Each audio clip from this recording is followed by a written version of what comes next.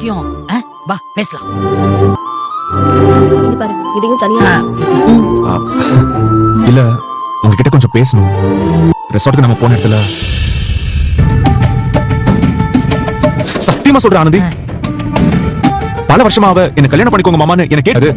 எனக்கு அதுல விருப்பம் இல்லைன்னு எத்தனையோ தடவை சொல்லிட்டு அவ இப்படி அவ எல்லாம் என்கிட்ட இந்த மாதிரி நடந்துக்காதுன்னு சொல்லிட்டேன். அதே சார் என்கிட்ட வந்து சொல்றீங்க. அது அதுக்காக தான்.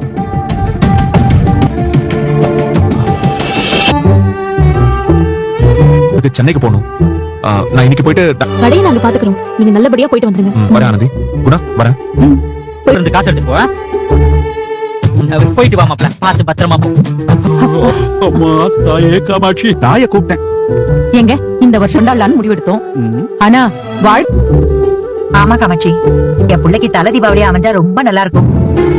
நீங்க யாருக்கு சொல்றீங்க அண்ணி? அப்போ எத்தனை நாளைக்கு தான் அவனும் தனிமரமா இப்படியே இருந்தது? நாம தானே ஏற்பாடு பண்ணி கொடுக்கணும். இன்னும் யாரும் முடிவு பண்ணிட்டீங்களா? தாராளமா தெரிஞ்சுக்கலாமே. அது வந்து சித்தி, எல்லாம் முடிவானதுக்கு அப்புறம் உங்களுக்கு சொல்றோம். அது ஒண்ணும் இல்ல சித்தி, நடக்கவே மாட்டேங்குது. இவங்களுக்கா அவங்களுக்கான ஒரு மாதிரி அதனால அதுக்காக தான் பொண்ணு யாருன்னு இப்போதைக்கு நாங்க சொல்றோம். எல்லாம் முடிஞ்சதுக்கு அப்புறம் நாங்க சொல்றோம். இப்ப யார் வயிறு எறிறான்னு சொல்றீங்க? யாரையும் சொல்லல.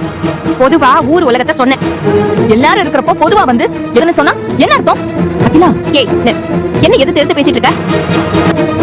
நீங்களும் இப்படி வேடிக்கை பார்த்துட்டு இருக்கீங்க. கொஞ்சம் பொறுமையா இருக்க மாட்டியாமா நீ? தேவையில்லை சித்தி, எங்களுக்கு அந்த மாதிரி எல்லாம் கீழே ஒவ்வொரு தடவையும் இப்படி சுருக்கு சுருக்குன்னு பேசுறது. இனி அவ அப்படி பேசினா வச்சிடுங்கக்கா. அகிலா கொஞ்சம் அப்படிதான். கொஞ்சம் புத்திமதி சொல்லி வளமா. பொம்பளை நானும் வளர்த்து வச்சிருக்கேன். எப்படி பேசுறான்னு பாரு. வாங்க.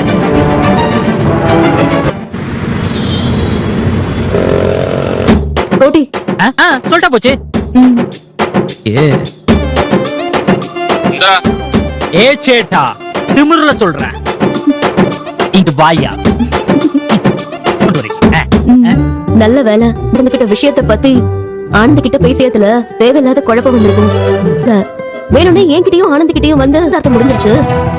நாங்க ஒருத்தர் சொன்னது மட்டும் இல்லாம குமரன் மாமா இப்படி சொல்றாருன்னு எங்க முன்னாடி இத பத்தி நீங்க எங்க கிட்ட சொல்லவே இல்லையே. ஆனா அவைய ஒருவேளை நல்ல நண்பர்களா இருக்கிறது பிடிக்காம. ஓஹோ, இவ்ளோ வில்லத்தனம் பண்ணிருக்கியா நீ? அவை விடக்கூடாது. அவ உங்ககிட்ட ஏதே இப்ப பதிலுக்கு நான் பண்ணுங்க. எங்க போயிட்டு உங்களுக்கு போன் பண்றேன்.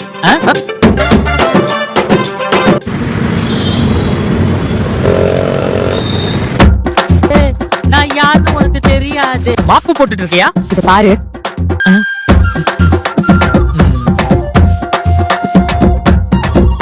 அந்த ரோல செக் பண்ணி பாரு. சொல்லுங்க கோட்டி தம்பி, நான் வேற எங்க போக போறேன்? கடையில கூட்டலாம் பரவாயில்லையா? அதான் நம்ம கடையோட தாரக மந்திரம் என்ன? குமரன் சாரும் தானே? பாருங்க அந்த ராசி. தீபாவளிக்கு அப்புறம் ஒரு தீபாவளி எல்லாரும் இங்க ஜோடி ஜோடியா வந்து வாங்கிட்டு இருக்கேன்னு சொல்லிட்டு போறாங்க. அதுலயும் ஆனந்தியும் குமரன் சாரும் மாடல் ஆகி எப்படி இருக்கும் அப்படின்னு சொன்னாரு. அவங்க அப்படி போட்டு வச்சா கடை சூப்பரா இருக்கும். சூப்பர். நீங்க சொன்னது 100க்கு 100 சரி. குமரன் மாப்பிளையும் சரி. அப்படியே பயங்கரமா இருக்கு. இப்பதான் சாப்பிட்டு முடிச்சு கை வழக்கம் போலதான் சாம்பார் சாதமும் தட்டிட்டோம். ஆனந்தியும் குமரன் சாரும் ஒரு சாப்பாடு போ சாம்பார் சாதத்தை ஷேர் பண்ணிக்கிட்டாங்க. ஐயோ, அது ரொம்ப அதுவே எங்களுக்கு போதும்னு சொல்லி அரே சாப்பாட ஒன்னா ஜோடியா ஷேர் பண்ணி சாப்பிட்டாங்களா? Super super. சரி சிஸ்டர். அம்மா வா வா. இந்த வந்துட்டம்மா.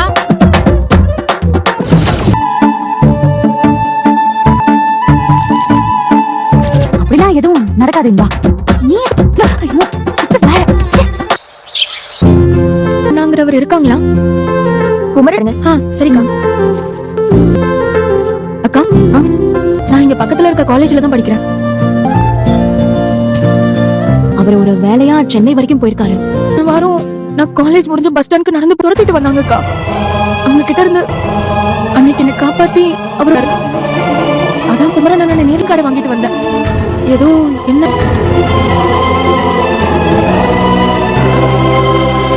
என் உயிரையும் மனத்தையும் காப்பாற்றிய என் மாமா தெரியாதுக்கா.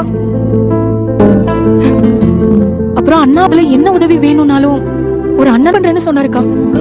அதான் அண்ணனுக்கு காடை வாங்கிட்டு வந்தேன்க்கா. அக்கா, நான் வரேன். சரி பாத்து குடு. பிறவா சகோதரனுக்கு நன்றிகள். யாரோ ஊரு பேர் தெரியாத பிரச்சனையில இருந்து காப்பாத்திருக்காரு. பல பொண்ணுங்க கிட்ட தப்பா பேசுறாரு, அது இதுன்னு சொல்லி ஏத்தி விட்டுருக்கா. யார் பத்தியாவது யாராவது தப்பா சொல்ல, அது உண்மையா இல்ல பொய்யான்னு நல்லா ஏ ஆனந்தி, காலையில நான் என்ன பதில்?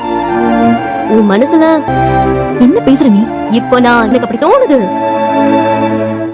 அப்படி இருக்கிறதுனாலதான் இன்பா கூடன்னு எனக்கு தோணுது. அதே சொல்லிட்டு நீ வந்துட்ட. இதுக்கு இன்னொரு வாழ்க்கை அமையறதுக்கான நேரம் இது. மனுஷங்கள்ல இருந்துதான் ஒருத்தரை நாம வாழ்க்கை துணையா. நான் அப்படிலாம் எதுவும் யோசிச்சு பாக்கல. அப்போ குமரன் சார் உன் மனசு உன்னால நான் உனக்கு அதெல்லாம் முடியாது.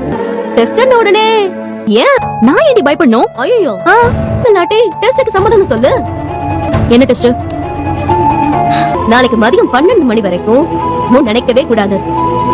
அவரை பத்தி நம்ம சுத்தமா மறந்துருவோம்ல, அந்த மாதிரி மறந்துட்டு நிம்மதியா வாழ முடிஞ்சதுன்னா இல்ல மாதிரியே உனக்கு தெரிஞ்சா இந்த டெஸ்டுக்கு நீ தயாரா? உன் மனசுல டெஸ்டுக்கு சம்மதம் சொல்ல வேண்டியதானே? சரி, நான் இந்த டெஸ்டுக்கு சம்மதிக்க. ராத்திரி 12 மணிக்கு தான் இந்த டெஸ்ட். நான் வரேன்.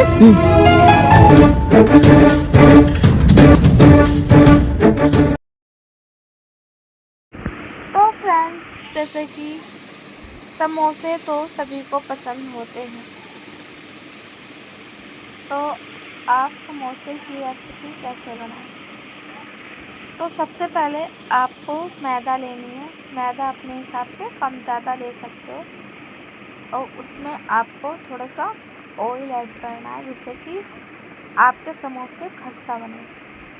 ऑयल ऐड करने के बाद उसमें आपको थोड़ा सा नमक, थोड़ी सी अजवाइन अच्छे से मिक्स करनी है। मिक्स करने के बाद आपको थोड़े पानी में एक डो तैयार करना है। पानी मिक्स करके जब आपका डो रेडी हो जाए, उसके बाद क्या करना है, आपको आलू उबालने हैं।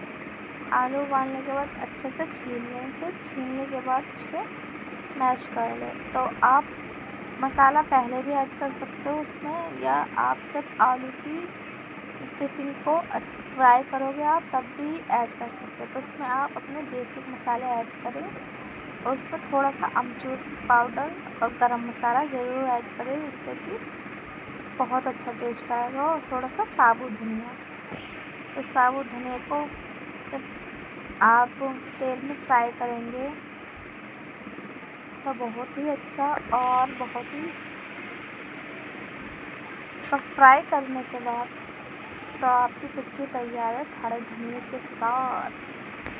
और फिर निकाल के आप अपने समोसे को पहले रोटी की तरह बेल के कट कर ले। दोनों तरफ से कट करने के बाद आलू को फिर उसके अंदर फिलिंग को भरते हैं, मतलब उसको फिल कर दें।